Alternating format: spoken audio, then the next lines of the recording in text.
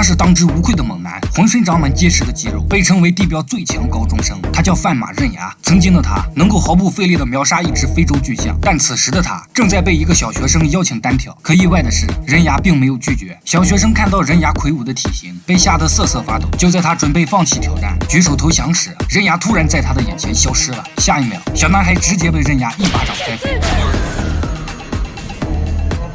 屁股上清晰可见的掌印让一旁的小伙伴看呆了。小男孩从空中下落时，还在水面上打了几个水漂。小男孩被彻底打懵了，看着眼前的刃牙，半天回不过神来。可就在这时，刃牙居然对他说道：“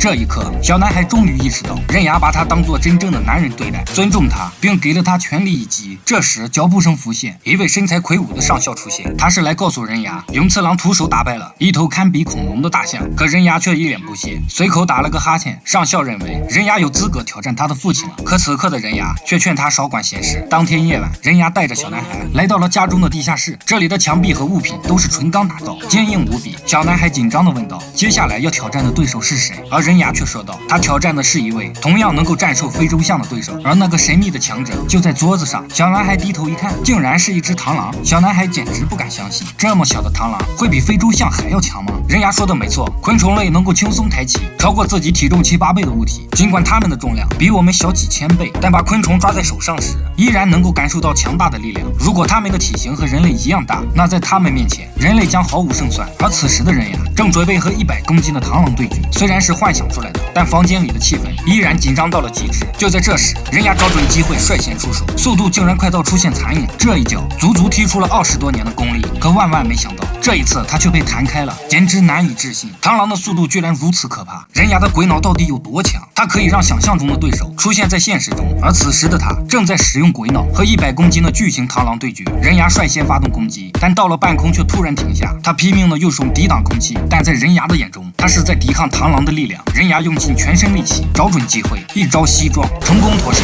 可还没来得及高兴，刃牙再次被击中，纯钢打造的水泥墙都被砸出了裂痕。小男孩被螳螂的力量再次震惊。可尽管如此，刃牙并不会轻易放弃。他缓缓爬起身，螳螂再次袭来，刃牙用手撑住地面，不断的后退。他明白，普通的武术根本对付不了螳螂。刃牙开始不停的改变招式，试图找出破解之法，但螳螂的镰刀不停的攻击，眼看局势对刃牙越来越不利。就在这时，刃牙一记高踢，正中螳螂的头部。可万万没想到，这一脚对螳螂却毫发无伤，反而被螳螂一记重击，重重的打到墙上。此时的刃牙终于明白，人类的武术是对付不了空虫的。他再次猛然跳起，来到了螳螂身后，而螳螂眼中出现无数他的身影。原来，螳螂的眼睛根本没有视线盲区，房间的每个角落都在他的视线范围内。而此时的刃牙和螳螂摆出了同样的姿势，他想要用螳螂拳来打败螳螂。掌握节奏的刃牙率先出手，紧接着一记高踢紧跟而上，2次攻击同样都是脖子的下方。螳螂还想反击，却被刃牙的连击步步紧逼。刃牙终于找到了螳螂的弱点，那就是螳螂只懂得猛烈的攻击，完全没有被动防御。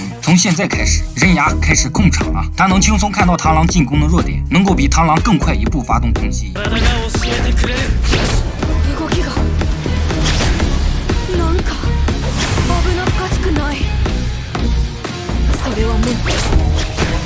在不断的近身肉搏中，刃牙领悟了更有效的招数——鹤形拳。螳螂害怕的一点点后退，而刃牙的目光也逐渐变低。终于，螳螂变回了那只瘦弱无比的小虫子。刃牙终于赢了，他战胜了堪比非洲象的巨龙。可接下来的刃牙更加疯狂，他竟然跑到了美国，轻松越过几万名特工，在众目睽睽之下绑架了美国总统。而他的目的只有一个，那就是进入全世界最穷凶极恶的监狱。这里是全球最严格的监狱，每个犯人在进来前都要经过360度无死角扫描，不仅要录取指纹，还要48小时的核酸检测，一样也不能少。在经历了一系列精密的检查之后，刃牙终于要去见那个地表最强的男人奥利巴。穿过走廊，他来到了禁闭室，这里关押的都是恶霸中的恶霸，是监狱中最容易造成伤害的人。狱警也提醒了刃牙不要乱看，小心惹祸上身。而这条走廊的尽头就是奥利巴的地方。刃牙打开门，他惊呆了，这哪里像是看到的监狱？这里宫廷的装修风格，到处都是价值连城的名画，满墙壁的红酒应有尽有。而此时的奥利巴却坐在这里喝洋酒抽雪茄，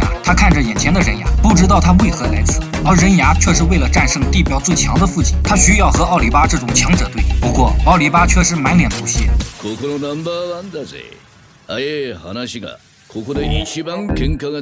因为在这座监狱里，有无数的人想要干掉奥利巴，可他现在依然好好的坐在这里。刃牙轻轻一笑，不打，怎么知道谁更强呢？紧接着，刃牙使出全力，一拳砸向奥利巴的脑门，却不料奥利巴的防御极强，这一拳对于他来说不痛不痒。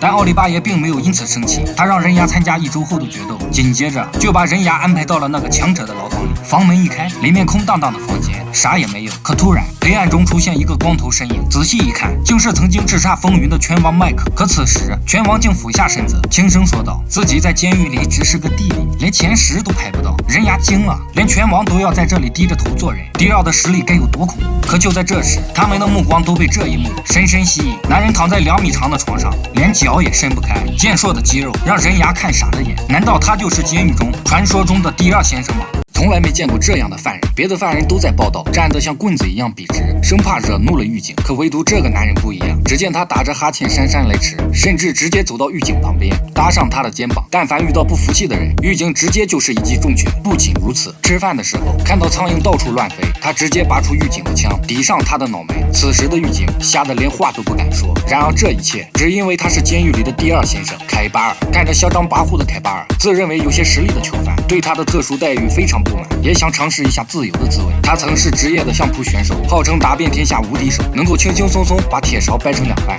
凯巴尔看到，更是施展出独门绝技，手中的铁勺轻轻一晃，勺子就像果冻一样变得软趴趴的。这番操作瞬间激怒了相扑选手，他愤怒地掀起桌子，想要给他点颜色瞧瞧。菜汤油洒了凯巴尔一脸都是。看到这一幕，狱警急忙拔枪制止，可凯巴尔却一把夺过手枪，拔枪上膛之后，反手就递给了相扑选手。就在男人要开枪的0.01秒之前，凯巴尔一记断子绝孙脚，直接把相扑打倒在地。男人趴在地上勉强的抬起头，看着眼前的凯巴尔说道：“